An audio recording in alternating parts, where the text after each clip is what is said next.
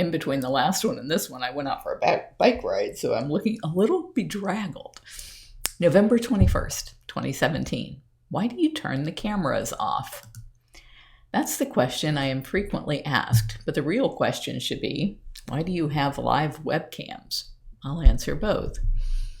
If it were up to me, there would be live webcams broadcasting every aspect of what we do 24/7, no matter what was happening. They would continue to stream the truth out to the world. That's because I believe that complete transparency builds trust by letting people see with their own eyes everything that is involved in the keeping of wild cats in cages. Those who want to know the truth will watch and learn and become our greatest allies in the freedom fight to end the practice of breeding exotic cats for life in prison. Those who prefer to pass around cute cub photos and purposely blind themselves to the reality of those cubs' lives are not the people who are going to help save them, or the planet anyway. I think that seeing the things no one else shows you gives you the power to decide what is right and what is wrong. I think it is necessary for you to see every aspect of what it means to be captive and to understand why no captive-born big cat can ever be set free. You need to see the struggle our keepers go through every day to assist the cats who have become so debilitated by the fact that they were ripped from their moms early in life and didn't get proper nutrition. You should be able to watch those cats struggle every day to eat enough food and drink enough water, or get frozen blood to hydrate them, so that you are empowered to speak out against the evils of cub handling.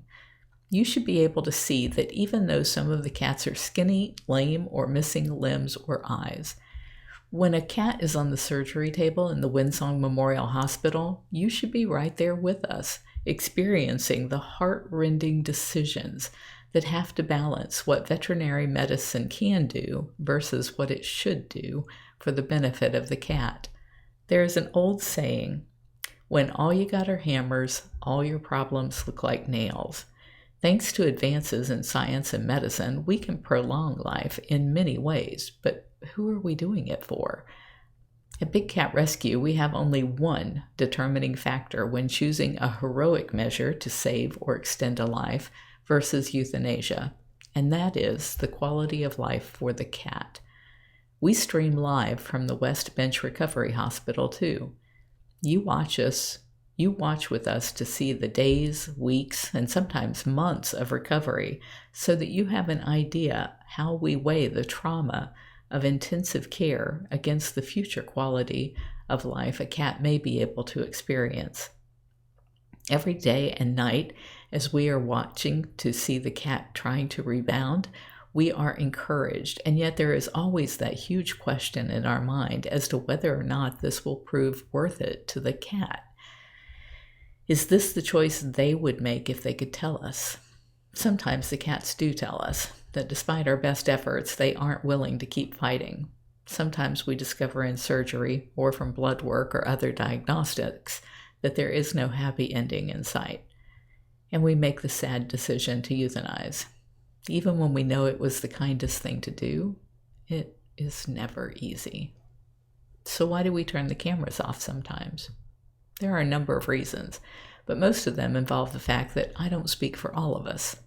Animal abusers want desperately to silence us, and they can count on many people being lazy, self-centered, and prone to ignore anything that doesn't support their fantasy of being able to kiss and hug wild animals.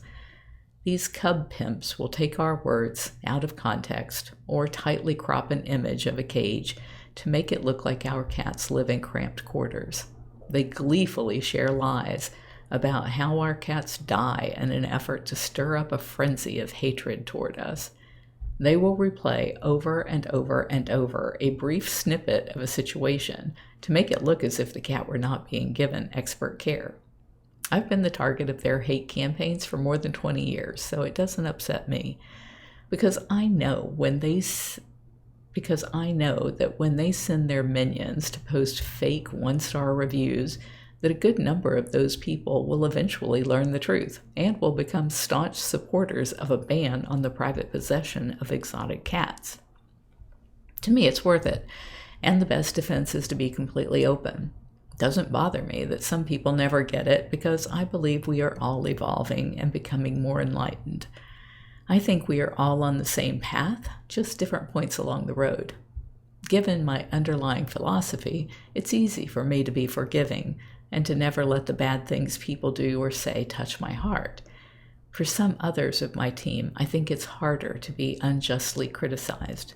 It's hard for them to have people judge them who don't know their struggles and the thousands of bits of information that go into every tough decision out here. I know our vets often despair at the accusatory things people say during medical procedures about when they do or don't don gloves, or how long it's taking them to stitch up a wound, or why are they talking about things unrelated to the task at hand, or what their hair looks like. It just goes on and on. They are already under intense stress, usually having worked all day at their real jobs, then coming here to assist with a life-threatening situation involving a cat they have known and loved for years. And then you add in the live webcams in the room, and it's no wonder they feel so much pressure. The very fact that they allow all of the filming, the frequent media presence, and the live streaming is a testimony, is it? The fact... I shouldn't keep trying to look at the camera because I lose my place. The very fact that they allow all of the filming, the frequent media presence, and the live streaming is a testament to their dedication. They are the practitioners of healing and saving lives, so I think there is a sense of failure that goes along with ending a life, even though they know it's the right thing to do.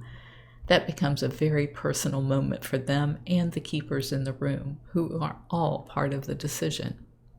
I turn off the cameras when it becomes apparent that death is probably going to be what comes next. There have been plenty of times that I was wrong, and you missed some pretty amazing comebacks from the cats.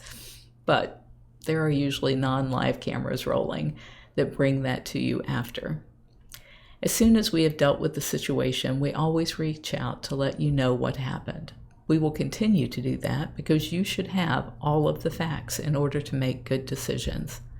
We hope that you will use the knowledge you gain to help us kindly educate others so that we can work together to save our planet's wild spaces for the wild creatures who call those places home.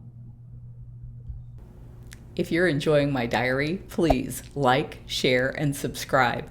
You can find other ways to connect to me over at bigcatrescue.org/Carole.Baskin.